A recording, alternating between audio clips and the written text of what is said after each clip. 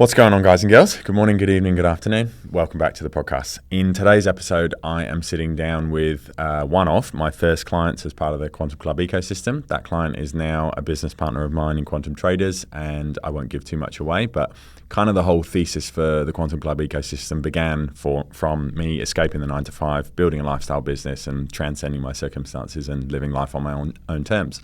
And after having received the Matrix Broker Award, which I basically customized to be suited to exactly that.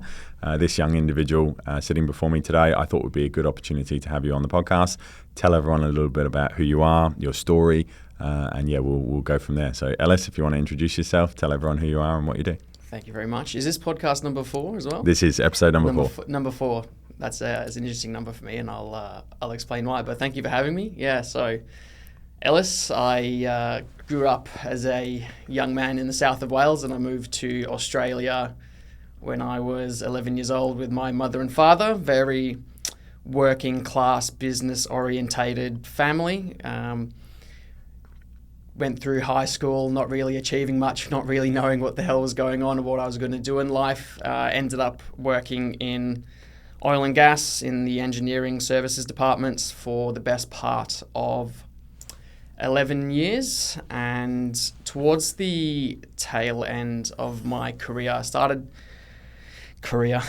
started thinking a little bit more longer term, and thinking, where am I going to be in 10 years' time? Where am I going to be when I start settling down, when I have kids, when I have a family? And ultimately just came to the conclusion that working offshore in FIFO, shift work, nights, days, back to nights again, an irregular roster, because as a service provider, we didn't have anything fixed. So started thinking a little bit more long term, and I said, well, what do I enjoy? What are my interests? And ultimately, I was interested in the financial markets and in finance as a whole. So I decided to go down the path of a uni degree in finance. And while that experience was good, I am an avid learner. I do love learning new things.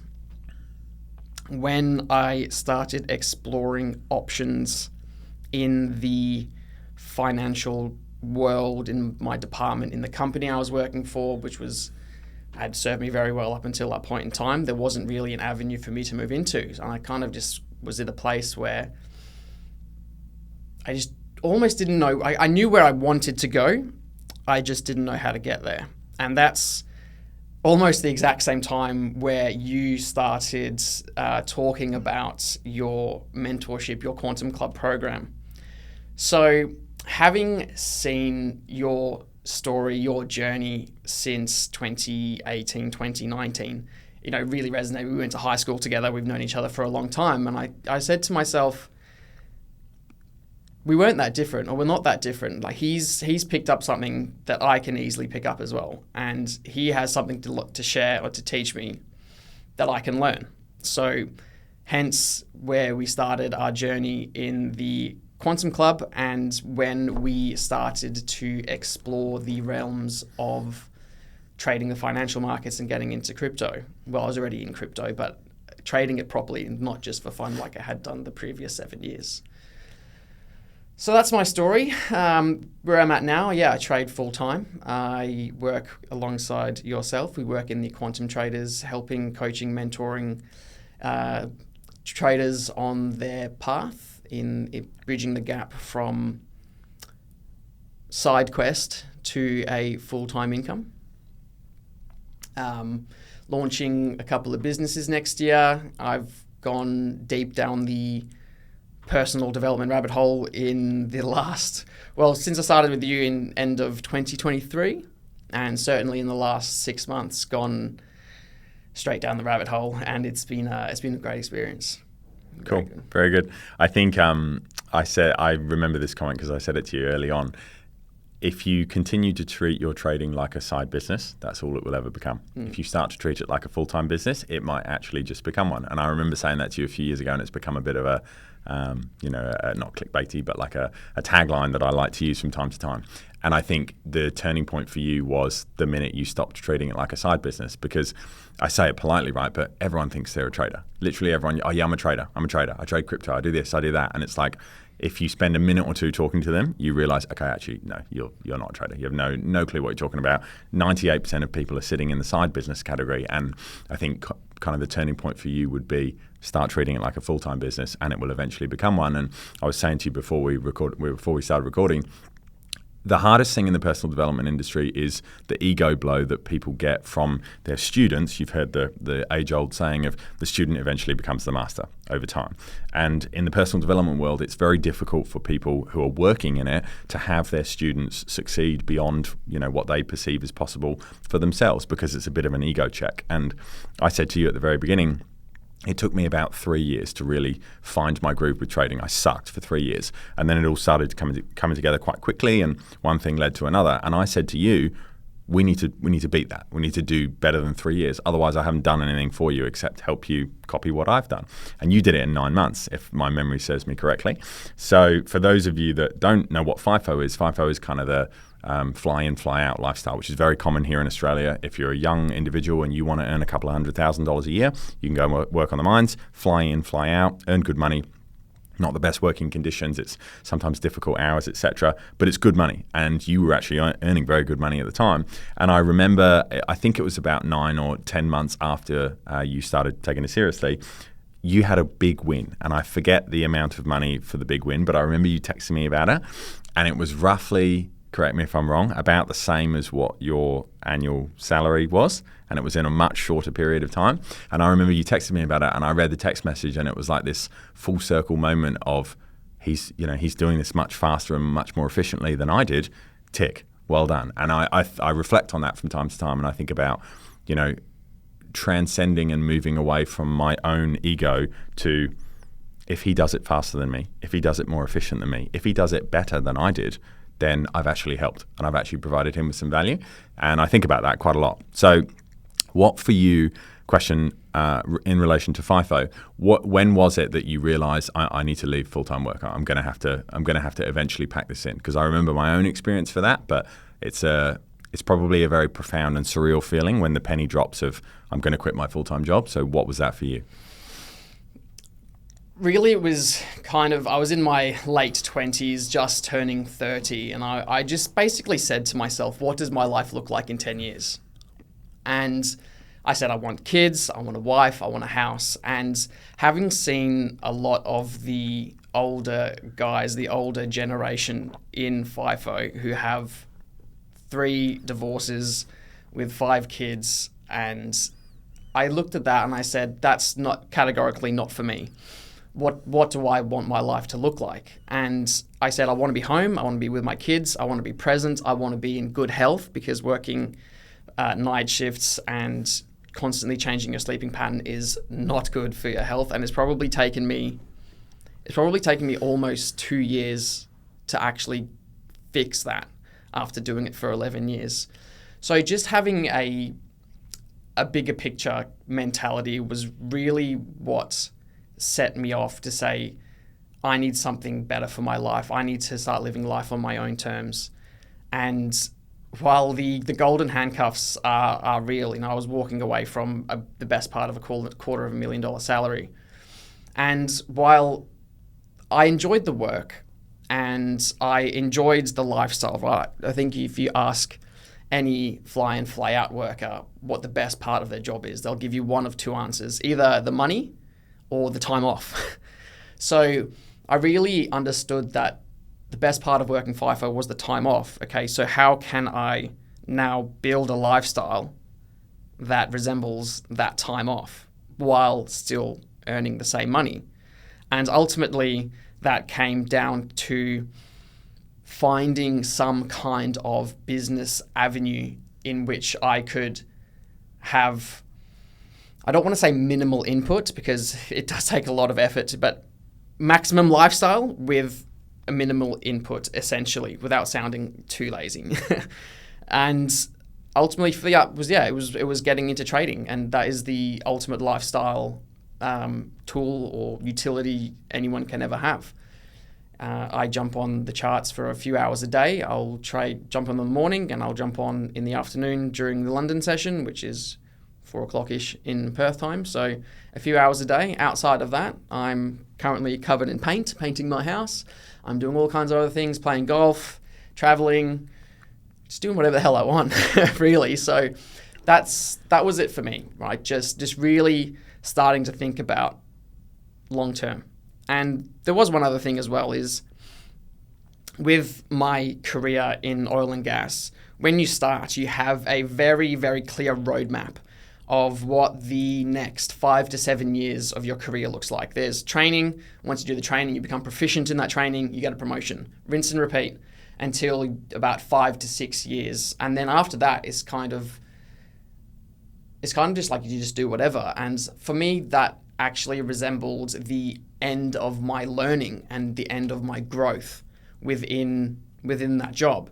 And after I hit that final promotion, which was I was a bit of a late bloomer. I think I took about 7 years to get there. Usually it's about 5. Ultimately, I just stopped learning. There's nothing new for me to experience. I'd worked all over Australia. I'd done some trainings overseas, and ultimately there was just nothing left for me to learn. So I had to, and work became boring. It became a chore rather than something that will give me a good lifestyle. It just became a chore, and that's where I just knew I had to start learning again, get my appetite back for learning new things, and just try something new, get into something different. And ultimately, when you follow your passions and your interests and your learning, it'll take you down a great path, and that's where I've ended up going. I think you mentioned it before, right? A lot of people think that they want a money business. What they actually want is a lifestyle business. You know, it's not necessarily, obviously it's about paying the bills and you need to have a stable income or relatively stable income. But what you're actually trying to work towards is a lifestyle business. And that lifestyle business can be anything. Could be trading the financial markets, could be in e-commerce, could be something that enables you to have the perfect balance of lifestyle, time, location freedom, enjoying the things that you like, experiences, family, friends, etc., but also covering the bills as well. And I feel like in the modern world that we live in today, a lot of people are moving towards or closer towards a lifestyle business, and it's becoming this penny drop moment for people, because it doesn't have to be trading. It's the one that you and I use to escape the matrix, let's say, but it doesn't have to be trading related. It's more about, once you realize that your objective is actually not a money business, it's a lifestyle business, you start to kind of combine those two together. And like you said, right, and well, painting houses isn't for me, but playing golf and enjoying, you know, your time outside of work, which is now occupying a lot more time than sitting in front of the charts, that is the crux of a lifestyle business. So you mentioned before you were earning a high salary, right? You're on basically a $250,000 salary. So let's talk a little bit about FIFO. You had a stable income. Obviously, paycheck is quite large at the end of I think you got paid monthly from memory. At the end of every month, you get a large paycheck. What was going through your mind when you decided to leave, and when you gave your resignation in? What was going on in your mind?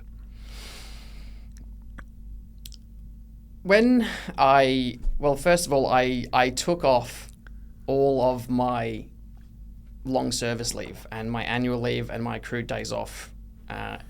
So I stopped working in the June, and I had basically 9 months of leave ahead of me, which I would get essentially half pay. And that's when I doubled down on the trading and basically had to grow and develop and get my trading sorted, so that when that 9-month period came up, it had to be done. And all it really took was just a few tweaks, as you know, to get that trading over the edge and get that profitability rolling in. Because as much as trading is a great thing, everyone has a grazing period, maybe not the right word, but where you tell them all your mistakes and your lessons, but ultimately every single trader has to go and make them same mistakes and do it for themselves before they realize, okay, I actually can't do that. I shouldn't be doing this, right? So I had that period, and I accelerated that period. The plan was to, as I mentioned before, get into the finance department of my company. So actually that was plan A. So plan A was actually to leave my FIFO role. I would trade for 9 months to bridge the gap, between starting again in the finance department, and that fell through in December. And then it was another 3 months before ultimately they said, we've got nothing for you. And I said, well, fortunately I had a plan B, and that plan B was trading. And I said, okay, no problem. Happy days. Thanks a lot for your time. Here's my resignation, and had to walk away. And the only thing that really clicked for me was just being able to realize that I have the ability, everything you need is all here, right? It's all here. It's not out here. It's all within you. And obviously there's a lot of stress and worries about money and where it's going to come from when you walk away from such a high paying salary. But it's just getting the processes in place. I was very fortunate throughout my career. I did invest, and I did have a fair bit of capital behind me before I started trading with it. So I was fortunate in that regard that I didn't have to do anything stupid to make a lot of money, because I already had money behind me. And it was just a case of just self-belief, just backing yourself, just saying, I know what to do, I've done it, just keep rolling with it, keep doing all the right things, you know what you're doing. Life is showing you a way now. Biggest realization for this year is nothing happens by chance, and which we'll touch on later, I'm sure. And looking back now, when my job said to me, we don't have anything for you, maybe at the time, I'm sure I realized it. It was that moment there when they said, we don't have anything for you. And I said, okay, great. This is my path. Like, the plan B is now the plan A, and this is my path, and this is where I need to go. So it wasn't necessarily a hard decision. It was quite easy, because life just showed me the way, right? Call it whatever you like, life, universe, God, order, whatever you like to call it. I was just life showing me the way, saying, going back into 9 to 5 in the office is not for you. This is the way, this is the path. Come. Double down and give it your best shot. Yeah, agreed. I think plan B was always the plan A. It's just you needed to be nudged towards plan B. Again, you and I don't believe in coincidences, so I think it's no coincidence that they said we don't have anything for you. That was the dangling carrot of, should I fall back into old ways? Should I fall back into old habits? Should I take what's comfortable and familiar? Whereas plan B was lifestyle business, pushing yourself out of your comfort zone, whatever it's called, when you're not going that way, you're going that way. So we've got nothing for you. We're forcing you to leave, basically. So the trading the financial markets, when did you first learn how to trade? How did you discover trading? And what was your experience of realizing, I guess we have similar stories, so the penny drop moment of trading is my vehicle to do this? The first time I was really introduced to trading was back in 2017, around October time, when a colleague of mine was telling me how his brother-in-law made millions of dollars buying and selling XRP, Ripple coin, whatever you want to call it, the XRP army. And this was in 2017, so it had gone from 0.0002 of a cent to 20 cents or something like that. And he made a fortune, and his name is Brendan, was telling me about it and how to do it. And so I was just curious. I'm like, well, he can do it, I can do it. So yeah, in 2017, I bought my first crypto, which was XRP, funny enough. And and that started the interest in crypto specifically and in trading in general. I started joining a few Facebook groups and a couple of Discords, which they all taught technical analysis. So never really understood technical analysis before that. And I just started looking up, watching YouTube videos. They released content. Their business transformed over the years, and they did more and more education-related products and services. And just learn technical analysis, pick things up. I don't think I paid for a course until 2019. By that point in time, I was already trading on and off, let's say, here and there, not really making much money, not really losing any money, just somewhere in between, right? Just treating it like a bit of a game. And then, started doing the proper courses, started paying for courses, 2019, crypto related, pretty much all crypto related. Those Facebook and Discord groups grew. They started doing in-person sessions. They started doing retreats. Did them all, and that's essentially my introduction into trading and what it meant. And I saw these guys; they were living the dream, you could say. They had the lifestyle business, right? They traded. They had the discords, and it was trading is a very, let's say, isolating, perhaps lonely thing. It's just you and a screen of data, right?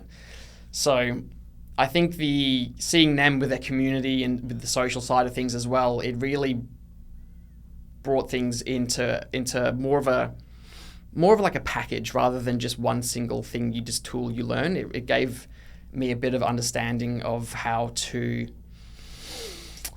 work with more community sense in terms of trading, right? Which is ultimately where we're going right now with quantum traders, right? So that was how I got introduced into trading, and I then started trading probably more and more heavily post-COVID. And when we started working together in 2023, that's when we kind of, it was actually funny, when we started coaching, we talked about, okay, what's your goal? Where do you want to go? And I think I wanted, because I was in the finance degree rabbit hole, I wanted to do some kind of wealth management business, right? Yeah, you did. And I remember the conversation, and we were talking about uni and work, and I was like, I want to quit my job, right? I want to quit my job and build this thing, right? And I just happened to say one line to you. I said, oh, if I could bridge the gap between quitting work and finishing uni with trading, then that would be great. And he went, that's it. That's where we're going. Drop the wealth management thing. That's, like you've said it there in your words. It's come out, right? Let's focus on that and let's double down on that. So that was really it. That was the story. I think for a lot of people listening to this, they're not really going to understand too much about trading, or if they do, they're probably going to have potentially a warped perception of it. So you mentioned it before, and you touched on it in your lifestyle business as well, that you predominantly swing trade the markets. So for those listeners that don't know, what is swing trading, and why does swing trading give you such a good time, location, freedom, balance? So trading is all to do with time frames, right? So you've got different time frames. When you stick a chart up on the screen, you can look at monthly, weekly, daily, 4 hour, 1 hour, all the way down to the 1 second time frame, right? And basically the higher the time frame is what you would go into swing trading, right? It's a more longer term positions. And so you're basically looking for a swing in the market. That's where it comes from. Lower time frame stuff is known as scalping, because you just take in, out, quick in, out. Categorically not for me. All right, I tried my best, but it is a different beast, right? Different beast to swing trading. And so swing trading, is just I personally trade the daily time frame. So I'm looking for daily setups, and there is one daily candle a day, as you could probably assume. So I basically jump on the computer every morning. I will check the charts, but I'll do my full breakdown first thing in the morning and look at the daily candle. And that's how I make my trades. And the good thing with swing trading and going on the higher time frames, such as the daily and the weekly, is you're able to take bigger position sizes ultimately. And so that's how I extract money out of the financial markets, is waiting for big daily swing positions, going hard on them, doing it properly. And that's how I'm making the bulk of my money now. We've seen this inside QT, and this is probably the most common reason that people don't make it trading the financial markets, is because of overtrading, right? And I think that when people think about swing trading, they think, oh, that's boring, I can't make money doing that. And you mentioned it before, if you're swing trading, there's less setups. You can take them with typically speaking, you take them with bigger size. And we see a lot of people that sit on the 5-minute chart or the 2-minute chart or the 1-minute chart, and if, I've said this to everyone in QT, it's kind of my saying, right? If the charts are fractal in nature, and a run is a trend and a trend is a run on different time frames, you could be in and out of 50 positions in a day on the 5-minute time frame, switching your bias 50 times. Unless you've got a rock solid psychology and a very, very strong emotional balance in regards to your trading, you're going to struggle, because you're going to be in and out of a bunch of different positions. And I think that the biggest misconception is that I have to be a day trader. That's what people come in, I want to be a day trader, I want to be a day trader. And I kind of use this sort of questionnaire to filter out basically most people who are not going to be a day trader. And I'll ask them a few questions. Tell me about your life. Oh, well, I work FIFO. Cool. Got a partner, got a couple kids, got a dog. I play golf on the weekends. I train martial arts 3 times a week. Okay, great. So based on what you've just told me, you've got about 2 or 3 hours up your sleeve every week. That's cool. So you're probably not going to be a day trader. So let's just get that nice and ironed out early on. You're not going to be a day trader because you don't have time to day trade. People think, well, I need to sit in front of the computer for 5 to 6 hours a day, and that's the only way that I can make money. And you and I both know that swing trading is equally, if not more profitable than day trading, because if you're a swing trader, you're probably not over trading because you're only taking how many trades do you take a month? 2, okay, if I'm lucky. Okay, so 2 or 3 trades a month. So the chances of you over trading when you're swing trading are actually reduced. So you're kind of like clearing the path of resistance to actually make you profitable and improve your chances of success, because you've just removed the thing that most people get wrong, which is over trading. And I mentioned it before. It's the biggest misconception in trading is that I have to be a day trader to make money. Bullshit. Most swing traders are swing traders are probably, I don't know the statistics, swing traders probably outperform day traders because day traders will typically overtrade. So walk me through your trading philosophy for those of the listeners that don't know you. How do you approach the markets? What's your edge?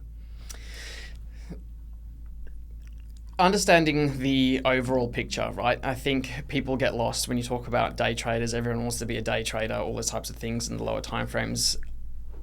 My biggest focus, I mean, I've done it, right? Try to get on the 15-minute charts, the 5-minute charts, even the 1 hour to a certain degree, right? You and I are both better swing traders than we are. I'm a bit more hybrid, but we're both better on the higher time frames than we are on the lower time frames. Yeah, 100%. And it was just learning a little bit more about macroeconomics, learning a bit more about much overall market structure, right? So I'm looking for, when I'm trading, I'm checking the interest rates, right? I'm checking the news. I'm checking what Bitcoin is doing. I'm checking what NASDAQ, S&P, gold. I check all of them, all in the daily time frame, and just try and understand where we're at in the market, right? And what is going on in the broader macro sense, right?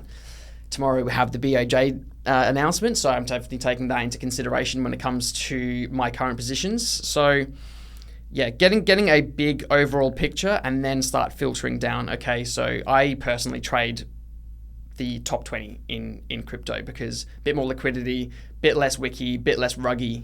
They're not going to get cancelled, by whatever reason. So I'm essentially just looking for market structure shifts, break of structure. I use a EMA ribbon, which I use to get entries off of, but that's the last thing that happens. Before that even entry occurs, there has to be market structure, there has to be trend. I trade trends much better than I trade choppy or ranging environments. So I'm looking for trend changes and I'm looking for trend continuation. So that's basically it. I'll jump on, I'll say, where are we at? Are we making higher highs? Are we making higher lows? Which anyone who's done trading before will understand that is basic market structure. I will then use the EMAs to pick a point to enter. I'm looking for essentially just a retest of that EMA, given we have if I'm going long, we have nice higher highs, higher lows, etc. And then I'm just entering on a retest of that EMA ribbon. It's super simple. It's not complicated at all. Chuck a fib in there maybe if I need it. There might be a fair value gap, things like that. All these little technical things that you can stack to add a little bit of confidence. But yeah, I have specific entry candles I'm looking for. They're known as pin bars or low tests or high tests, doji candles and engulfings. And that's the entry trigger. And then I'm looking for recent highs to get taken out for my take profits, or lows if I'm going to the short side. Super simple, nothing complicated about it. Big picture, higher time frame, market structure, couple of indicators. That's it. Really simple, really straightforward. Doesn't have to be complicated. You make it boring, right? Just make it boring. Like if it's boring, it's good. It means it's easy. It means it's simple and straightforward. If you get lost with all these crazy indicators and these crazy smart money concepts, all these types of things, you're just adding analysis paralysis, right? You're saying this is saying one thing, this is saying the other, blah, blah, blah, blah, blah, this, that. You're just getting pulled left, right, and center. I can't get an overall picture. So I try and keep it as simple as possible. And trend is your friend. I live by that. when we were working together at the start, it was quite a choppy environment in crypto, and categorically speaking, that is not the way I like to trade. In this last month, you know that crypto has been quite choppy, and so I've reduced my amount of trades. I think I've taken one trade in the last month, right? So yeah, keep it simple, stupid. It doesn't have to be crazy complicated, 10 screens, 25 indicators. It just doesn't have to be that crazy. I think it's also important to realize when those conditions change. Like, everybody has the perception that I have to sit down and trade regularly, daily, maybe if you're a swing trader, at least one trade a week. And there are times in the market, we say this a lot, right? There's a few times a year where there's free money on the floor. When there's free money on the floor, go and get your dustpan and brush and sweep it up. It's that fucking easy. There are majority of the time during the year where there's not free money on the floor. And when that occurs, don't go out there with a dustpan and brush. When you said that before, you actually prompted me to think about, I'm pretty sure it was between April and June or July in 2024, and we were auditing your journal, going over all of your trades, and I remember saying something to you along the lines of, price action's a bit messy at the moment. We trade actually quite similar. I've had like 3 months off, haven't taken a trade in like 3 months because the PA's just been shit. And we were laughing about it, and I was like, you've donated a good amount of profit that you've just made back to the markets from those kind of conditions. And, you know, I've noticed in the last year and a half, like, your ability to take that top-down approach and actually just say, and this is difficult for people to do, the conditions aren't optimal right now, I'm going to sit on my hands and do nothing. That is probably one of the hardest things to do after you've got a little bit of success under your belt, is actually to do nothing. Sometimes the best, it's the age-old saying, sometimes the best trade is no trade at all. And I've noticed that in the last year or so, your ability to just pause and sit and do nothing, which is, your discipline, has skyrocketed. And as you mentioned, one trade in the last month. Basically, crypto's been average PA for the last 4 to 6 weeks, and a lot of people during that time have said, this is the bottom, I'm going to long here, and we've been banging on about it on the webinars. From a basic market structure point of view, technically, from a TA point of view, we're in a bear market right now. Like, it's not, that doesn't make me a perma bear, doesn't make me negative Nancy for saying it. From a technical analysis point of view, crypto is making lower lows and lower highs, and has been doing so for the last 4 to 6 weeks. And I think it's in times like that where you can kind of take that witness observation and just sit and say, my optimal conditions currently aren't here, I'm going to do nothing. So let's talk about risk management, because this is a bit of a touchy topic for traders. How do you risk manage? How do you stop yourself from blowing your account up? I first started with the standard 1%, right?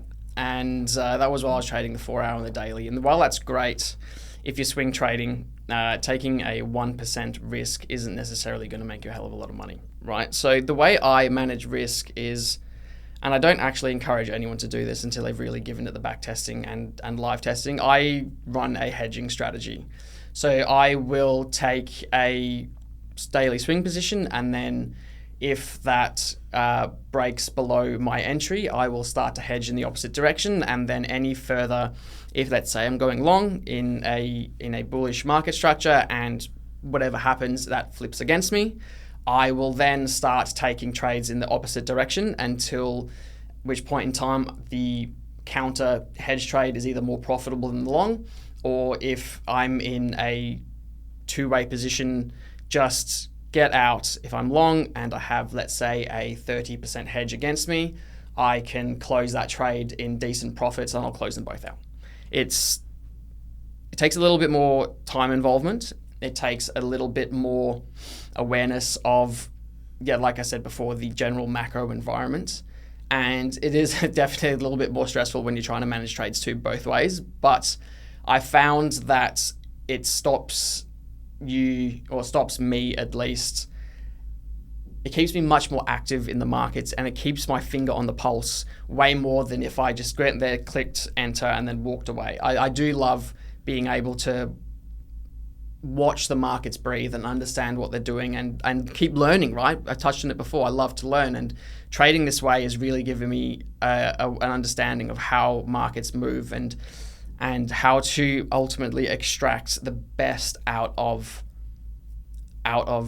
my positions, right? So while I don't necessarily encourage everyone to go and start hedge trading or two-way trading, because it can bite, and while it hasn't bitten me yet, I'm very cognizant of the fact of what I need to do and how I need to trade in order to not make that happen. So I do trade. I have a scale, right, of 1 to 10 risk, 1% to 10% risk, right? And if I'm trading in market conditions for now, for example, I would take quite a low risk. Where if I'm trading in a really strong trending market, I will take much higher risk. And it's all just to do with the confidence in the market and what's going on. Before, you said we're in a bear market, I was shorting to the downside. I was actually shorting on quite a low risk, because while macro, we are technically bullish in terms of the Fed cutting interest rates and the quantitative easing coming in now this month. So what they say is don't fight the Fed. So I was a bit more conservative in this last pullback with my shorts. Probably could, like in hindsight, obviously could have been way more aggressive with my shorts. But I think in terms of macro, it was a lot more. It still is. I mean, S&P and Nasdaq and stuff is currently pushing out of a V-shaped bottom, and crypto is yet to do it, if it does at all. I'm not here to make predictions on what's going to happen in the markets. I just try and see what it's telling me. So that's basically it. I'll just look at keeping the overall bias in check, trading the trend. When the trend is in my direction, I will pull the lever and go a little bit harder on my risk management. And when market conditions are choppy, or if they're a little bit, they're kind of there, and my setup is there, and the market conditions are a little bit poorer, I will just reduce my risk way down. Okay. So let's talk about the mental game of trading. When you do take losses, how do you handle your losses? How do you manage your emotions when there's money on the line? Probably we've both seen it. When a lot of people trade demo funds, not real money, they become profitable, they make loads of demo money, and then they switch to live and it all goes down the toilet. And there's kind of this cognitive or psychological switch that comes on when it's real money. So when you take losses and when you're handling large amounts of losses and losing money, real money, how do you handle it? The quote unquote pain of taking losses was just balanced out by, I had to, obviously when you make wins, you're super euphoric. When you take losses, you're super depressed, right?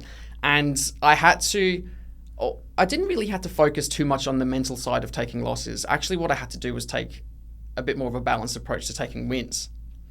And I found that not getting cocky, not getting too over the top when I took a win actually kind of brought them both closer together. While I still do take losses every now and then, it's just, and it stings. Of course it stings. Like no, you can't tell entry losing money. Do you lose money? Does it hurt? They say no. It does. It does sting a little bit, but it's just a case of, it's almost conditioning, right? Every trader takes losses.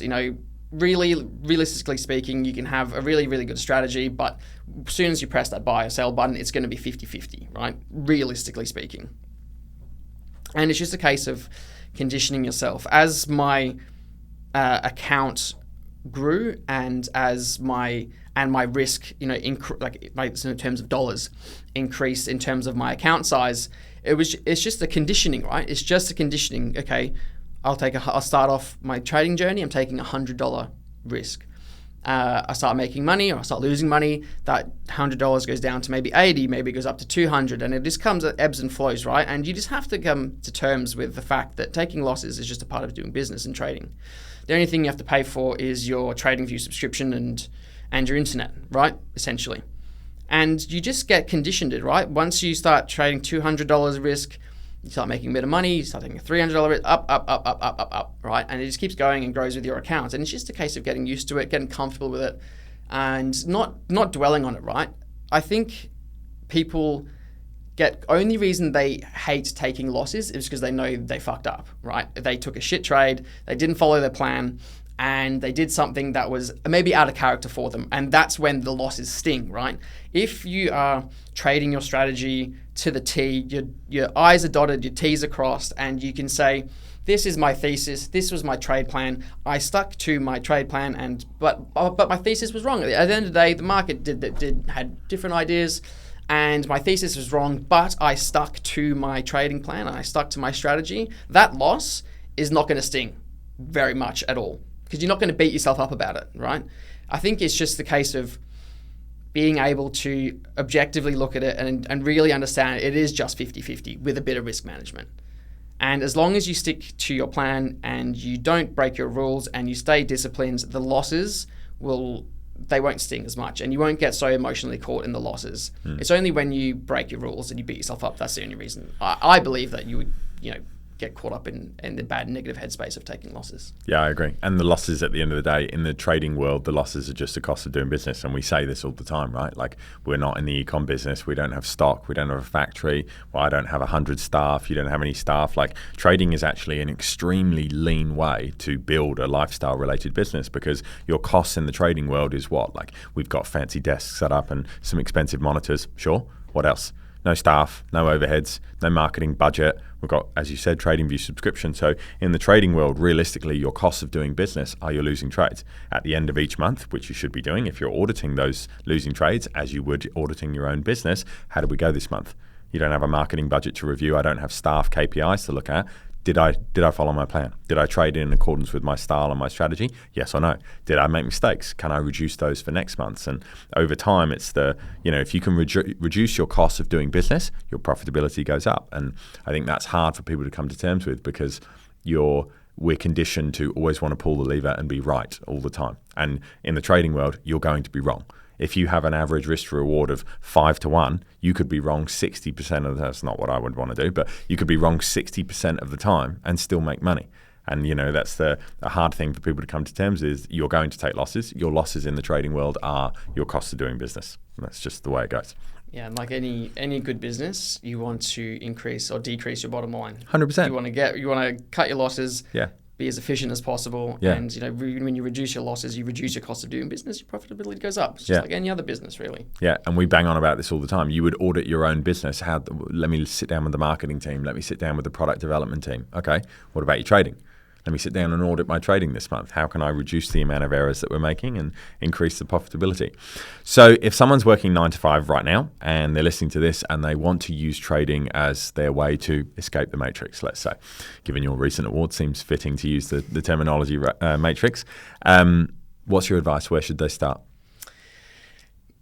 First of all, if you truly want to break out of the 9 to 5, you need to get your money sorted in your current circumstances. Whatever you're earning now, you need to get everything down pat. You need to have all of your bank accounts sorted.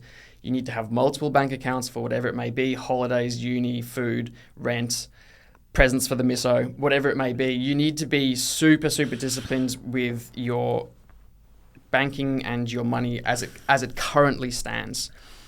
If you wanted to explore trading, I highly suggest you have a big pile of cash sitting in reserve in a savings account to give you an emotional safety net, right? When I quit work, I had something like a year's worth of cushion left in my savings account, which gave me a really good emotional safety net to know that actually it doesn't even matter if I make it in trading or not. I've got a year's worth of savings to really give this my all and to not get distracted by the money situation. So that would be probably the first thing. Get super, super strict. Run your own finances like a business. And if they wanted to explore trading, I started off my trading almost as a bit of an investor style by dollar cost averaging. And by dollar cost averaging over a number of years, it gave me a really healthy pool of capital to work with. And while that may take a few years, if someone wanted to start trading now, they didn't have the capital, they would have to go down the prop firm, the funded account route, right? Which is where firms will give you capital to trade under their systems. There are a few paid courses out there that anyone can do to pick up to understand what is a candlestick, what is a chart, how to use TradingView. I recommend the guys at Market Mastery. They do a great beginner to advanced. If anyone wants to use their services, tell them I sent you. Say hello to Kyle and the team. they do a great 0 to 100 approach, beginner to advanced, I would say. If you really wanted to start trading and understand what it is to trade and how to trade.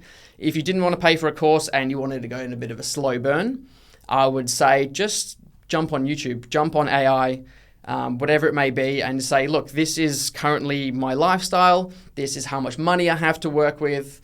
This is my end goal. Can you suggest to me a number of YouTube videos, a number of free courses? There are some great guys on Instagram.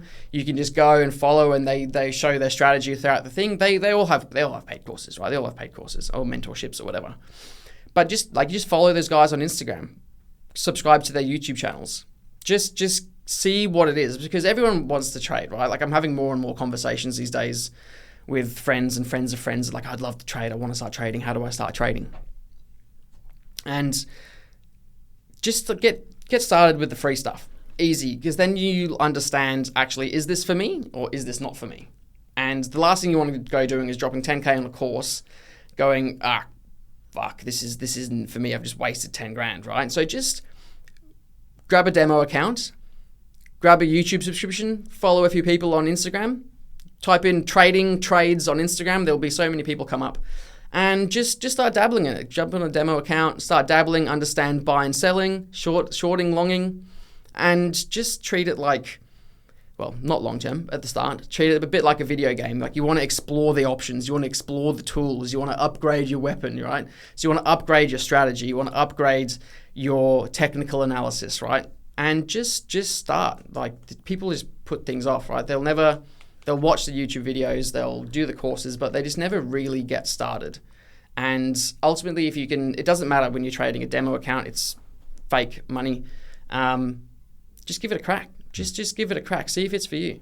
It may not be, and you have to accept the fact that it may not be for you. Otherwise, everyone will be trading, right? Because everyone will be on the computer for an hour a day and then off playing golf together all day long, down the beach with a dog. Yeah, I think we speak about this regularly. It's no longer. I believe information has diminishing value. I don't believe information is as valuable as it was 10 years ago, because now, with the introduction of AI and how broadly versed the internet is globally now, you can basically give yourself a university level education for free on ChatGPT and YouTube, and therefore information is now no longer as valuable. So I think that actually the source for the future of 2026 and beyond will be the implementation of said information. And for people that are at the beginning of their trading journey, go down the information route first, because it's currently free and readily available.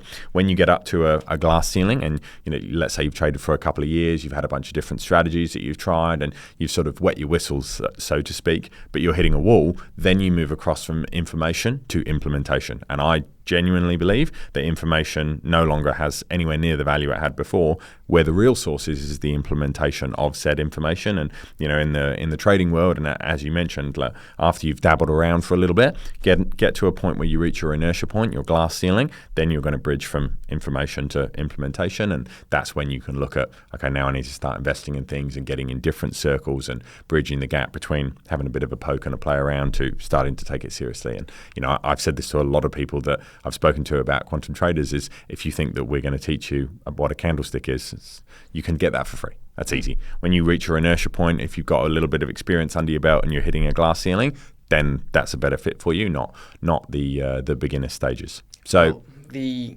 masses will take the teachings as inspiration, where the masters will take the teachings as instruction. So while there's a lot of stuff out there, you have to just use it as instruction. Say, this is the roadmap, this is the blueprint, and implement. And like you said, implement the information, right? It's not inspiration, it's instruction. It is inviting you to go and get after it and go and use these tools to pull money. You don't have to trade full time. No one says you have to trade full time. You could swing trade. If you love, I'll use my missus as an example. If you love teaching Pilates, then keep teaching Pilates. And then if you have a spare hour in the morning to trade and build a little bit of wealth, then do so. You don't have to be a full-time trader.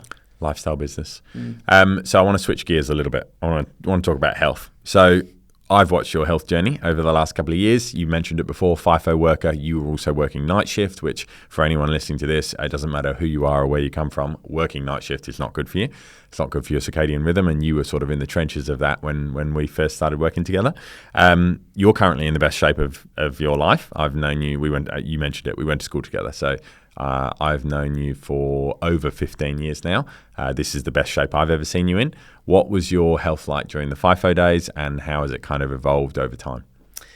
I was always, ever since I was a boy, I've been playing rugby, right? I've always been active. I've always been physically fit. But I think I had some serious body weight, self-esteem issues ever since I was a kid, and I probably came from my parents or whoever influenced me when I was a kid. So while I've always been physically fit and physically active, my weight oscillated quite a lot. And I've just lost 20 kilos this year, right? And prior to that, it was up and down, maybe 10, 15 within the space of a year. So I've really, really struggled with just kind of getting into a good point of physical, I don't want to say appearance, but in physical shape, right? And then just kind of then being able to maintain it. It was always one side or the other. And probably working FIFO, I mean, the stuff working FIFO is a lot of internal kind of things. I mean, you can talk about cortisol and sleep deprivation and all these types of things and how they're horrendous for how your body works and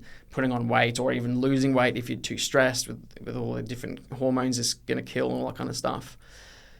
But this year, I really kind of, the thing that sparked me is I went on a run in Vietnam with my cousin, and I was like, holy shit, this is not good. Like, and I really need to turn things around. I need to get back into running. I need to get back in shape. And I was always really health conscious. I just kind of let it slip away every now and then. And once it started slipping away, it was just kind of gone. And then I TikTok back the other way, get really, really lean, and et cetera, et cetera. But the biggest thing that really shifted for me this year was I started to work with a coach, right? And that secondhand accountability is ultimately what pushed me to really go and get after it. I think in the 4 months prior to working with Charlie, I'd lost 8 kilos. And then in the first 8 weeks of working with him, I lost 11 and just got absolutely diced. Like super, super shredded, got down to single digit body fat, all those types of things. And it affects everything, right? It affects absolutely everything in your life. The way you think, the way you feel, the way you see yourself in the mirror, it affects everything in your life. Your mood, your energy, how you do business, how you talk to your friends, how you speak with your parents. It really does change everything, and it all starts from the inside. It's not only just looking good and feeling good, it's also obviously what you're feeding yourself, right? And while you're on this weight loss health journey, you're putting much better things into your body. You cut out the crap, you cut out the sugars, you cut out the inflammatory foods.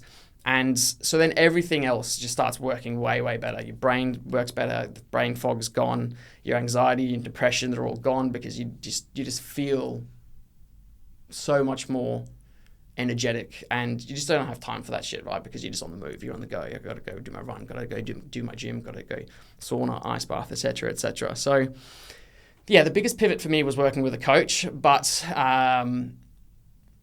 yeah, it's been a wild ride over the last few years. It's been a wild ride. I think a lot of people that work FIFO will be similar to where you were 2 or 3 years ago. Eat okay. The food that they offer there isn't terrible. It's not bad. So you have an okay diet. There's obviously gym and good facilities and whatnot up there, but it's kind of like this one size fits all approach of there's a lot of food on offer. So typically you tend to overeat. You were working night shift, so typically your sleep routine's a bit all over the place. You mentioned it before. Cortisol's quite high, etc. Then when you came back from your shift, it's the tug of war of alcohol, not as good foods, etc., etc. And you're kind of like, you 3 years ago is basically a textbook example of someone that is interested in their health and working FIFO. And I've noticed that, the whole alcohol movement recently, people starting to drink less and less alcohol.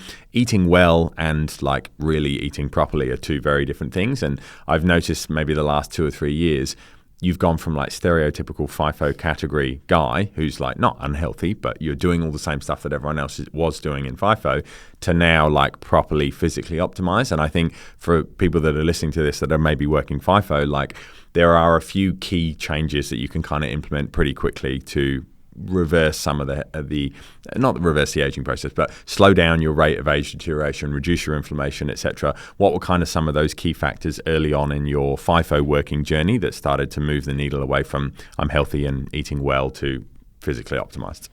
I think the biggest thing is if you're not tracking, you're slacking. And that is everything in your life. And for me, I use this lovely Whoop band, and I'm currently now tracking all my calories, all my food, all those types of things. So yeah, the biggest shift, the biggest thing that helped me was just start tracking. Be accountable, be honest, have a really good look at what it is you're doing. Like how, for my Whoop, I have a daily journal where it asks me a number of questions about my previous day in order to give me the best possible blueprint for a better sleep, better recovery, all those types of things. And this thing's been great. Like it took me best part of this year to really get the metrics into a really, really, really good spot.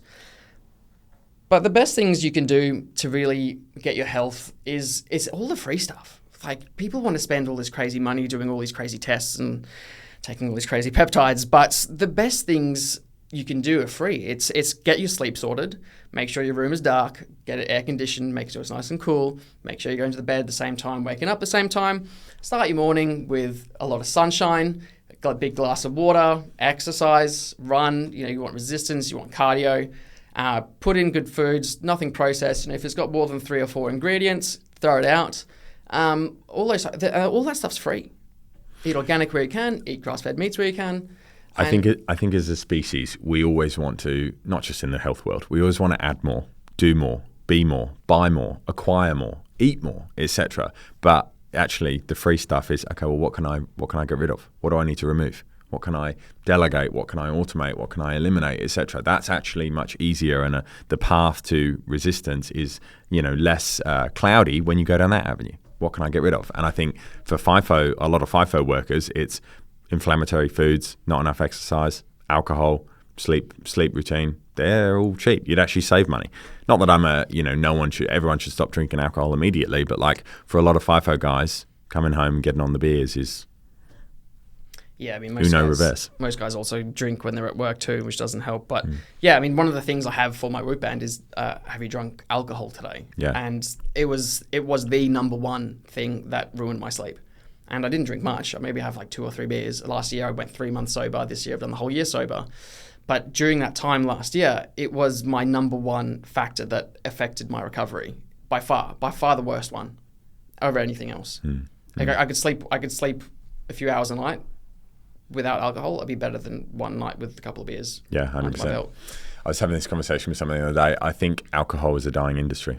Alcohol sales globally fallen off a cliff. People not buying as many beers anymore. Young kids not hanging out the front of bottle shops anymore. I wouldn't, no disrespect to anyone that's listening to this that is, but I wouldn't want to be in the alcohol industry in the next 3 to 5 years. No way. I don't think anyone should. If anyone has any kind of level of self-awareness or any health consciousness, if you really, really was honest with yourself and had a look at what it was doing to not only your physical health, but your social relationships, your sexual, your family, your career, all these types of things. And I know I'm not just going to stand here on the pedestal and say, don't do it. I think there is a time and place for being social and having a drink and all that kind of stuff. And that's where I will get to next year is, being able to have that social drink with friends. But if you're working FIFO, if you're smashing the beers night in, night out, if you're going crazy on the weekends, just NGMI. I think NGMI, not going to make it. I think our generation is also brought up in that world. Like I've been fortunate enough to spend some time in some cool entrepreneurial circles and hang out with some young guys, quite young, like 16 to 22, let's say. Different generation to us. We're in our early 30s. And that's kind of the trend that I've noticed among the really high performers in that age category is they're not going out. They're not getting drunk. They're not in the club buying bottle service. They're not taking drugs. And we grew up in a world that was very different to that. It's kind of the social normal of getting drunk and buying goon bags and all this stupid shit that we did when we were younger. What I've actually noticed is the people that I know that are young who are like crushing it, like really, really crushing it, they don't do that. They've moved away from that. And I think it's this kind of cultural shift, one of which I think has sort of been accelerated from off the back of COVID, is that young people are starting to prioritize their health a bit more. They're not drinking as much. They've figured out that, well, actually, if I don't do that and I exercise, I walk regularly, I get myself into a physically optimized state, my business is good, my relationship is good, my ability to retain information, my cognitive ability, everything kind of goes up. And that's sort of I think that trend will continue and accelerate into the future. Yeah, I think this year going sober has definitely taught me like a very number of things about myself, and probably the biggest thing that I've learned from going sober, and this will be for all the kids out there as well who are thinking about what their next step is in life, is naturally humans have such a high threshold for joy but such a low threshold for annoyance or frustration, right? And when you're drinking all the time on the weekends, you're basically expanding that gap, right? You get super, super frustrated during the week, you get super depressed during the week really, really easily. And then the only way you get any joy out of the week is by having these big benders on the weekend with these crazy late nights, dancing on tables with bottle service, spraying champagne over people, right? But I found that when you do reduce your alcohol intake, and when you, even if you do go completely teetotal and sober, that threshold between frustration and joy narrows way, way more. You don't get frustrated so easily. You find pleasure, you find joy in the smallest of things. I can go for a walk with my dogs in the grass and be charged for the entire day. You know what I mean? You don't have to live for these crazy highs, which don't actually happen that often. And you find a much, much happier middle ground. I think that 90% of the population spend 48 weeks of the year working and then spend 4 weeks going on a vacation to vacate their current life and circumstances, and that also includes drinking alcohol. On the weekend is your vacation from the week, and it's this tug of war of I resent, I hate, blow myself to bits on the weekend. That's my vacation. I don't know where the fuck that idea came from, but whoever made that up is, they've gone down the wrong garden path. It's the narrowing of that gap stops you from building a life that you need to escape from, which comes from a vacation, whether it be on the weekend or going away. So I think you've embraced a lot of the biohacking side of the Quantum Club almost better than anyone else. As some people will know now, we run a bunch of different tests, some of which we run on you. Your rate of aging is reduced, blah, blah, blah, blah, blah. But what are the top 3 things that you do consistently for your health? Daily sunlight, filter tap water, and move more often than not. Cool. Good. So what is one, for the younger guys listening, what's one health habit that you wish you'd started earlier? Ooh, that's interesting. I think probably the biggest thing that I'm learning now is how important sleep is. So I think understanding and getting on top of my sleep as a younger kid is by far the best thing to do. Optimizing your sleep. Yeah. So for someone who's working a demanding job, potentially FIFO, and feel like they don't have time to work on their health, which is kind of the biggest excuse everybody uses, what would you say to them? It doesn't actually take any time to work on your health, to be honest. Show me your screen time on your phone. I'll tell you how many spare hours you have in a day. It's a blessing and a curse, right? Yeah. I don't have time to do that. Show me your phone. Yeah. Hour and 13 minutes on Instagram today. You've got time. You've got time. You've got time. You've got time. Okay, so let's talk a little bit about mindset. What was your biggest mindset shift to go from employee to self-employed, lifestyle business, living life on your own terms? What's the biggest mindset shift? The biggest thing was working. Well, it was in part working with a coach yourself, and not while you had achieved great things and things that I wanted to achieve. I didn't say George is doing something that I can't do. I didn't say I'd never be able to do that. What the biggest shift was just saying, where can I learn from him? Where can I implement that in my life? It's not a comparison. It's an inspiration. It's instruction, right? You just take the elements that we have a lot of similarities. We have a lot of differences, right? But taking inspiration from the parts of your life or a coach's life which you can implement in your life, was by far the biggest mindset shift. And it was, just removing the comparison and just taking inspiration from the other side of it. I ask every single person that I ever get on a sales call with, the last question I ask them is, why are you here? Why'd you get on the call? And I remember you were one of my first clients. I remember asking you that question, and you said to me, we went to school together. I've watched you over the last few years. You were working in the construction industry. You quit your job. You traded full time, and you're, a few years in front of me doing basically what I want to do. And I know you, and I trust you, and we went to school together. So I'm looking to bridge that gap, and I know that I can do it. It's just I don't exactly know how yet, and that's why I'm here. That's why I got on the call, and I'll never forget that, because I think that your story is a good testament, because you've kind of walked the path that I walked, except you did it more efficiently and faster and quicker. And that belief, I remember your answer, and I was thinking to myself, he already believes that he can do it. He just doesn't know how he's going to do it yet. And that was kind of my green light for, okay, let's go, because I've got some ideas that we can share and talk about, and some little things that we can work on that will help you. But I remember when you answered, I was thinking to myself, cool. He knows he can do it. He just isn't sure how yet. And that's sort of the belief. You kind of have to be borderline crazy of, I can do this. I haven't figured out how to do it yet, but it's doable. Really funny. I had in my mind months before you started Quantum Club, I'm waiting for George to start a mentorship program. Really? Yeah, wait before you never told me that. I didn't know that. Yeah. Okay, interesting. Yeah, I remember you saying you're basically doing what I'm trying to do, and I haven't figured it out yet, and I want to learn how to do it. Yeah.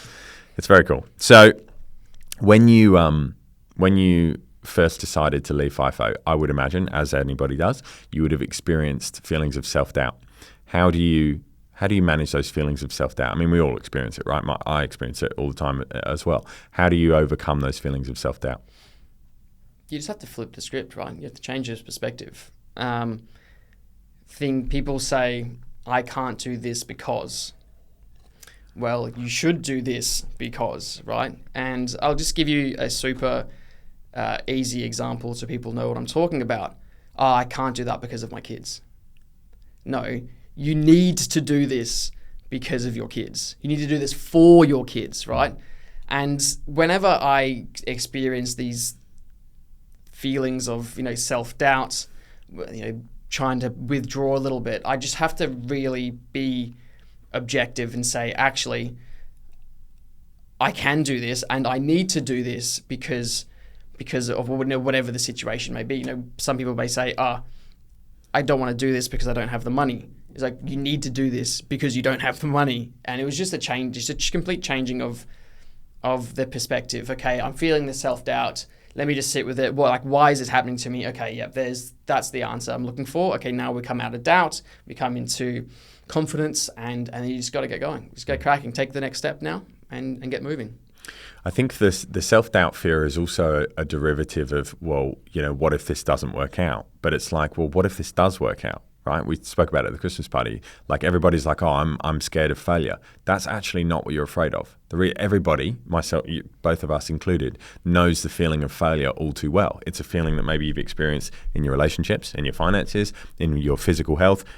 Most people go to bed with failure and wake up with failure 365 days of the year. That's not what you're afraid of, because you're in bed with it. You know it all too well. What you're actually afraid of is success. What if this works out? What if I actually turn my hand to this and the yellow brick road paves out in front of me and everything I'm working towards falls in my lap with a bow tied on it? Well, what the fuck's that going to feel like? I don't know.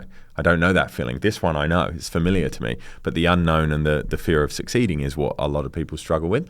And I think, you've heard this analogy because we've done similar personal development work, but I heard a graveyard analogy many, many years ago about the richest place on earth being the graveyard. And that stuck with me, because the thing that I'm actually afraid of is not giving it 100% and getting to the end of my life and turning around and going, you wasted time.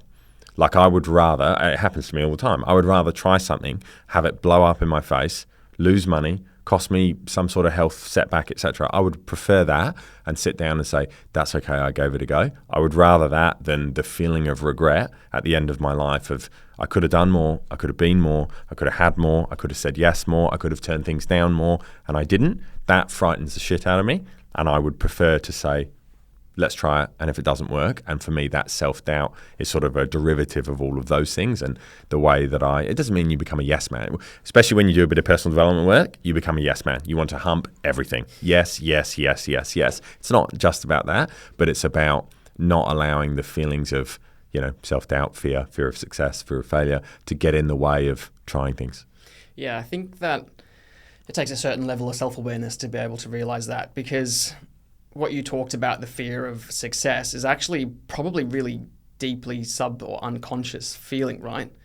Consciously, we only see success as plus, plus, plus, plus, and we see failure as minus, minus, minus. But actually, when you go into the details of it and get really granular with it, there's actually pluses and minuses to both of them, and they're both equally, they both happen simultaneously at the same time, right? So, yeah, if people can just implement a little bit of self-awareness and really understand that failure, success, the biggest regret either way is actually just not doing it. The regret of inaction, of indecision, is actually greater than any regret you'd ever experience in success or in failure. 100%. So what do you think would be the biggest piece of advice you could give yourself if you could rewind 5 years? What's the biggest piece of advice you'd give yourself? Where was I in 2020? Where was I in 2020? I feel like the last 5 years has flown by. That's why I picked 5 years. Okay. Because since 2020, everyone's like, COVID. But now it's 2020. We're staring down the barrel of 2026. It's been 5 years. I think 5 years has gone by quite quickly. It has. I mean, the biggest thing for me was learning that this year that basically the mainstream media is just a massive psyop. Is it? So is it really? So the mainstream media is a complete psyop, and the governments do not have your best interests at heart. Do they not? Oh, you'd like to think so, but they really don't. And my gullible 27-year-old self bit into the COVID cherry and the vaccine cherry very hard. I thought I was a good little citizen getting my vax. I thought I was protecting my parents who were retired and I don't want to call them elderly, I don't want to insult them, but in their 60s and 70s now.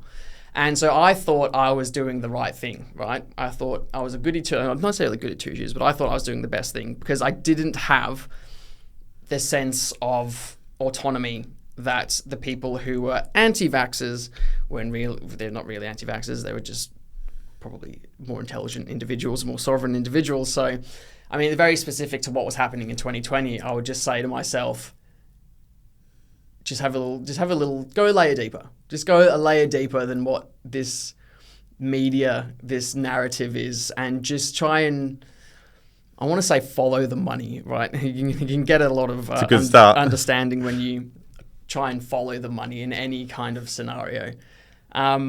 Just go and make decisions for yourself. Don't buy into the narratives. Challenge everything. It doesn't matter what it is. Doesn't matter if it comes from your partner, your parents, from Mr. Mark McGowan. It doesn't matter. Just challenge everything. Have a deep think about and think. I'd say to yourself, is this my own original thought, or is this someone else's thought that's been put in my head through childhood, through media, through friends, through whatever? And just really sit with it and think, okay, let me formulate my own opinion on whatever it may be, right? Don't just follow the herd. That would be my advice to question things. Yeah, I remember in 20, I actually unfollowed him off the back of it, and it's kind of an irony because I read his book every day. But in 2020, I unfollowed Ryan Holiday. I think I actually shared something, tagged him in it, gave him shit, and then unfollowed him. And it was about him pushing the mandates. And I can't remember. I don't think it was the vax. I think it was masks. I think it was him pushing masks on people. And I shared it and tagged him in it. And I was like, the very premise for Stoicism is to question things and to not take things on face value. And the guy that wrote the Daily Stoic book is the guy telling people to wear masks. And it kind of irked, it gave me the ick because I was like, this is like counterintuitive to everything I've been learning about that's in your book, is to question things and not take things at face value. And I think, you mentioned it before, like obviously 5 years goes by quickly, but we're in a very different age now to where we were in 2020. I think we're in the age of Aquarius right now, which is a light age, information age. I feel like it's getting harder and harder for the traditional narrative to stick. More and more people are self-aware now. More and more people have access to broader forms of information, namely through the internet and ChatGPT. And it's getting harder for that mainstream narrative to stick because people are like, well, hang on a minute, they're calling bullshit on that. you pulled the wool over my eyes 5 years ago. Maybe I'm going to question this. Maybe I'm going to question this. And it's kind of like, I believe it's part of the evolution of consciousness, which is that now we're starting to ask ourselves deeper questions. We're starting to not take things at face value. We're starting to have a bit more of an in-depth look about, who am I? What am I doing? Where am I going? Why am I even here in the first place? And it isn't, top tip, to pay taxes and do as you're told from the government. Yeah, the biggest thing I really understood this year is that nothing happens by chance. And with that, you need to take a different lens to how everything occurs or what happens in your life, right? From the smallest details to the biggest things in your life, and actually understanding, what is this trying to teach me, which is a question, and you're questioning it. What is going on here? Where is this why is this reflecting back to me, and where do I need to go internally to be able to learn from any situation, right? So I think that was very relevant for the question everything topic. And as much as I wish I would have done all this in 2019, 2020, wasn't the right time. Everything. Yeah. Perfectly divine, right on time. Yeah. I think it's also, when you're in the moment, it's not always apparent to you. It's always easy to look back on hindsight. And this is I've got a bit of a bee in my bonnet about this. Now everyone's like, told you, we fucking told you, blah, blah, blah. It's not about that. It's not a game of I told you so and you were in the wrong. I shared something about it on my social media. Now people are realizing, okay, I had the wool pulled over my eyes. During that time, this is not a place for you to stand on the pedestal and say, well, you were wrong, ha, ha, ha. We should be welcoming these people back with open arms. Some people were financially blackmailed. Some people were made to feel less than. Some people lost their jobs, isolated from society, and made to feel, a certain type of way. When the pendulum comes back the other way, humanity as a whole shouldn't be standing there saying, finger pointing. It should be a case of, that's okay, is there anything I can do to help you? And I think, to touch on the nothing happens by chance, I like to call them black book entries. McConaughey calls them green lights. I only call them black book entries because the book that we write them in them happens to be black. It kind of just seemed like the easy word for it. But I think if you can start to track those, and I like to use this analogy all the time, when you're on the right track, life, God, universe, whatever you want to call it, gives you signs and feedback. They can come in the form of green lights, black book entries, interactions, somebody says something, your goosebump moments, somebody introduces you to somebody and you're supposed to go to an event that you don't want to go to and you go and it leads to blah, blah, blah, blah, blah. When you're in sync and when you're in flow, you tend to have more of those. And this is kind of the premise for, I say this to a lot of people inside and outside of QC, when you're in flow and when you're in sync, you're going to get more of them. If you haven't had a single inkling that you're on the right track for 6 months and you're getting red light, hurdle, struggling with finances, etc., one thing after another, bang, bang, bang, bang, bang, you might have missed a turning. Maybe you should have gone left back there, or maybe you should have gone the other way around the roundabout. And I think that the sort of the pendulum swing of everything happens for a reason and, nothing happens by chance. If you can kind of start to tap into that and you can audit your life and you can say, where are my signs? Where are my posts? Where's my feedback? And you can start to follow that. You start to get this weird, divinely guided intervention where you're like, it almost feels surreal. I feel like I'm in a video game right now because every time I sort of follow and listen to the signs, it leads me down this, this inspiring path. And I think that if you can tap into that and you can increase your level of awareness and see when that's going on, you can start to change things in your life very, very quickly. Yeah, well, most people would just call them coincidences, right? But you and I understand the synchronicities. I mean, just look at where we are today, right? The series of events that had to occur in order for us to be sitting at this table across from each other to facilitate this conversation right now is one in a billion, right? How your journey throughout 2019, moving to Australia, going to the same high school, working with you, there is an infinite amount of synchronicities that had to happen in our lives in order for us to be at this table sitting across from each other right now. Yeah. And you have to pay attention to life when you're showing you things. And if anyone wants, we talk about synchronicities, green lights, black book entries. I'll just give you a great example of one I had yesterday, right? I'm currently getting my house rendered, right? And the plasterer, he's having a bit of a rough time with his ex-missus, who's giving him a bit of grief, right? using the kids as weapons, etc., etc. And it was his 40th birthday yesterday. Now, he's been working at the house for about a week, and he's a great lad, great man. And yesterday, on my way home from a run, I went by IJ and got him a little cheesecake and put a candle in it, lit him a happy birthday, wished him buon compleanno because he's Italian, and just gave him a little cake with a candle on it, right? Pretty insignificant. I think most people would do something similar to a friend or a colleague or whatever, right?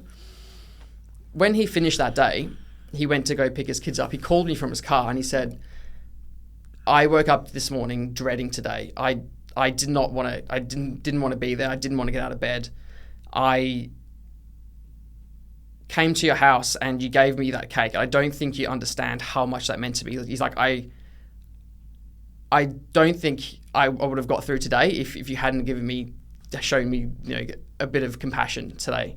And he said, I can't keep talking to you because I'm about to break down and cry because of what you did for me today. And I was like, dude, you're so welcome. You more than deserve it. And yeah, I'll let you go. But that's like a goosebumps moment, right? You get those goosebumps. It's just like those little synchronicities in your day that make sure you know that you are going on the right direction. Something so simple like that, right? There's obviously, I have a lot of bigger ones that happened this year, which is a full conversation, but... I'm going to ask you about it in a sec. Okay. What's your biggest black book entry for the year? Oh boy. So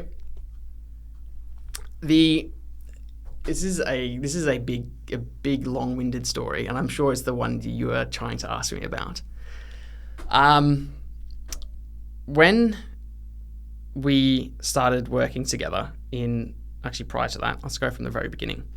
In May 2022, my cousin Stuart took his life, and it caused lots of dramas and lots of issues in the family. They were all at each other's throats. Some of them still are. Some of them are not anymore.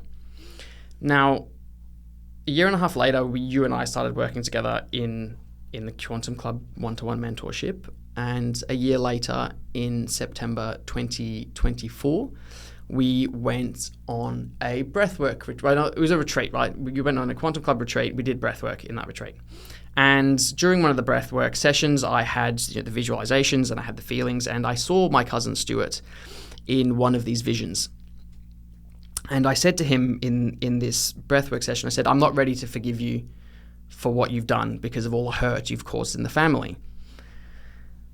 And then about 5 months ago, I started working with Mitch, who was on one of your podcasts a few episodes ago. And during one of the events, you go through a process in order to break your lopsided perceptions. And during this, I wrote a letter of gratitude to my cousin Stuart. And I said, I understand you did what you had to do, and I forgive you for what you've done, because I'm starting to see the lessons and the blessings that you've left behind. And I said, I forgive you, I love you, see you around. But then during the equilibration process, which MJB do for all their students, I was pushed by Mills through the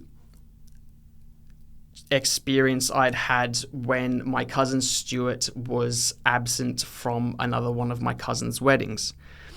And during this process, I came to realize that there was nothing to forgive in the first place. Everything was perfect the way it was. It happened exactly as it meant to happen. His love, his strength, his spirit, it all still remained there in my family, within myself, within my auntie, who is his mother, within my cousin who's getting married, with my cousins beside me during that wedding. And what I realized is that all his tenacity, his courage, his strength, his business drive, all those things, they actually all remained here. And what I saw was all those characteristics in his nephew, who his name is Lewis. And Lewis is doing really, really well. He sets up digital entrepreneurs with offshore tax structures, and he's doing really, really well for himself. And I obviously saw all these great characteristics that Stuart had left behind. And now Lewis has turned his life around since Stuart's death, right? He got in the best shape of his life. He started running ultra marathons. He quit his full-time job. He moved out of the UK and now lives in Southeast Asia. Now he's got a wonderful girlfriend. He's got a great apartment. He's upgraded his apartment like 3 times in the last year. Like, he's killing it. He's on a generational run, and he's doing really, really well. And I saw all those great things in him. And he messaged me a couple of weeks ago, and he said, "Hey, Elis, just want you to know that this month I've done more in my business than I ever made in a year's salary at my old full-time job." And I said, "Man, that's really, really, really cool, really amazing. Keep going. Like, there's plenty more to come. Keep grafting, keep going." And this happened about 2 weeks after I had my breakthrough experience in September. And that evening, I decided to share with Lewis my experience of what I'd gone through with overcoming Stuart's death and understanding that there was nothing to forgive. It was perfect. He left unconditional love behind. He gave me, I'm an only child, he gave me a brother in Lewis, he gave me sisters in my cousins, and he brought us all closer together because of that, right? So I decided to share my experience with Lewis that evening. And I sent him about a 10-minute video explaining everything. And the following day, I get a voice memo from him. And he said, I can't fathom this. I just don't get it. The timing of this message you sent me is weird, right? I can't explain it. It's insane. I'll have to give you a call and explain it. And he went on to explain that over the weekend prior, he had flown business class for the first time in his life, and his missus was asleep in the seat next to him, and he all of a sudden got a urge to pull out his journal and start writing, and which is very out of character for him. And he pulled out this journal and he started writing, and he wrote a letter to Stuart. And in this letter, he said, "I forgive you for what you've done. I love you. I'm not the man I am today without all your belief in me. You gave me so much. I'm really, really grateful. Thank you. I love you." And at the very last line of this letter, he said, "Stuart, if you hear me, please give me a sign."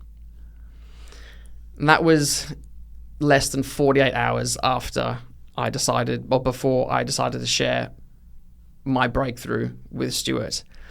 And that for me was the biggest collapse of my perception of what this reality is, right?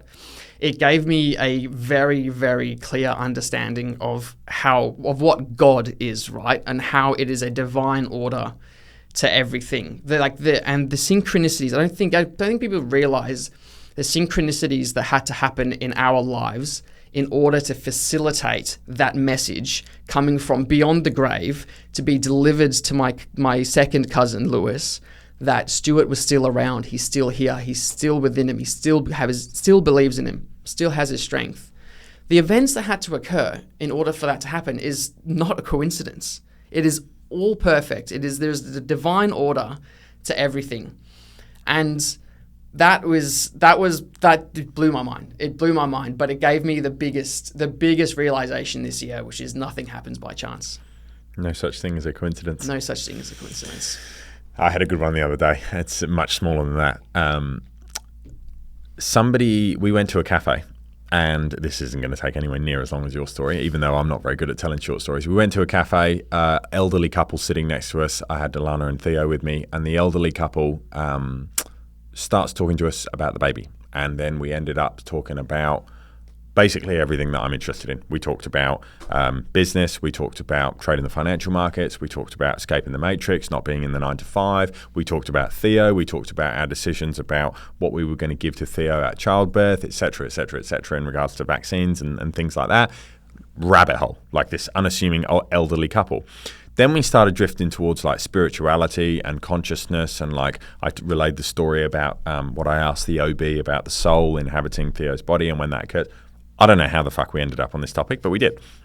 And this old guy starts talking, and he goes, "Have you ever read the Book of Enoch?"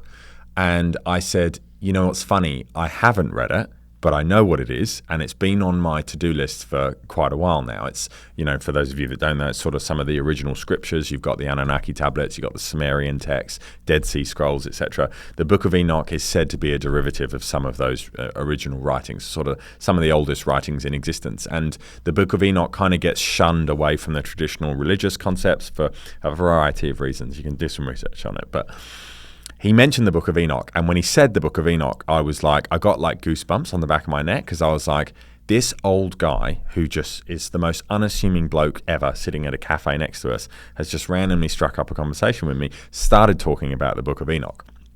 And I'm like, okay, something's happened here. I need to read the book. Like, it's been on my to-do list for a while. I used to have a Gaia account and binge watch loads of stuff about it. And I was like, I never got around to reading it. I'm gonna find and track down as much information about it as possible. And I was relaying, Alana was talking to the wife, and I was more so talking to the husband. And I was relaying the story to Alana as we left. We turned right and we were walking up the coast, and I'm relaying the story to her. And Alana and I have this weird sort of recognizing of angel numbers. We see a lot of angel numbers everywhere. And as I'm telling her the story, this car drives past, and the number plate is BOE. And I didn't actually realize the BOE, because what caught my attention first was 000. And 000 is sort of like your angel number for like the beginning of something, or the turning of a page, or the starting of something new. And the number plate was BOE 000. And as soon as I saw it, I went to call it out. And as I called it out, I had this rush of goosebumps. Like, I'm getting goosebumps talking about it now. All the hairs on the back of my neck stood up, like a proper just shiver and a chill as I saw the number plate. And I said it out loud, and I was like to Alana, I don't know what that means, but whatever it is, in my sort of interpretation of it, it means there's something for me to explore on the Book of Enoch. I don't know what that is yet. I'll tell you when I find out. The number plate was on a white Land Cruiser. A new shape Land Cruiser, turned right down Beach Road and never to be seen again. Have a guess what car was in front of me the entire way here, driving here this morning? A white Land Cruiser. White Land Cruiser, yeah, with the number plate BOE 000. I haven't sent it to Alana yet. I took a photo of it. I'm going to send it to her. Call it a coincidence. Maybe call me crazy for looking at some angel numbers. I don't know. But I kind of interpret it as a thread. There's a thread there. I'm going to tug on that thread. Maybe that thread's going to lead somewhere. Maybe it won't. Maybe I just got goosebumps for seeing a random number plate. Not that I believe that to be true. But there's a thread, and I feel like sometimes, to round the black book and the green light conversation off a little bit, is you don't always know where those threads are going to lead. You don't always know what the meaning behind it is. You don't necessarily need to know what the meaning behind it is. But sometimes life will throw you bones, and sometimes life will throw you signs and signals. And it's your duty as individuals, if you have a level of awareness and understanding of the bigger picture of things, it's your duty to follow those signs and see where they lead. Yeah, it's funny you talk about angel numbers. And if you remember when we first started this chat, and I asked you what number it was, number 4? Number 4. Episode number 4. Episode number 4. My cousin's number in his army was 4. Hey. Or 444. Hey. And so 444 is appearing everywhere now in my cousin Lewis's life and my life. Everywhere. So Angels. There you go. Angels. 444 stands for angels are watching over you. There you go. Interesting. Okay. So, some rapid fire questions. I like to finish with a few rapid fire questions. What's your biggest trade, P&L, ever? 170K. $1,000 Australian. Yeah. Biggest loss? Probably about 60K Australian. Okay. Best decision you've ever made? Best decision I ever made. Wow. It's going to have to be like quitting FIFO, right? There's living life in your own terms. There's been a number of great decisions along the way since then, but that was the pivotal moment where I decided to leave. Like, the decision to leave FIFO has changed the trajectory of my life entirely. Biggest mistake you've ever made? Oof. This is something that I held on to for a very, very long time. And I've only recently really kind of came to terms with it. And it was actually all to do with my first relationship when I was 18. And I was, really not proud of my behaviors during that relationship. And I think it was only a few months ago that I bumped into my ex from the time, and I said, look, I need to apologize to you for the way I treated you and the way I behaved, because that's not categorically not who I am, and maybe who I was at the time, but it was not right. And yeah, putting that right lifted a massive weight off my shoulder. Good. Morning person or a night owl? Morning person, definitely mornings. Cool. What's your favorite crypto to trade? Ooh, actually, I'm gonna say Binance Coin. BNB. Yeah, it's not the one I've made the most money on, but I just like how it trends. Yeah, cool. Yeah. We won't talk about Zcash today. Yeah, please don't. One book that's changed your life. The single book that changed my life. That's a tough one. I want to say The Power of Now. Oh yeah, Eckhart Tolle. Yeah. Good book. Coffee or no coffee?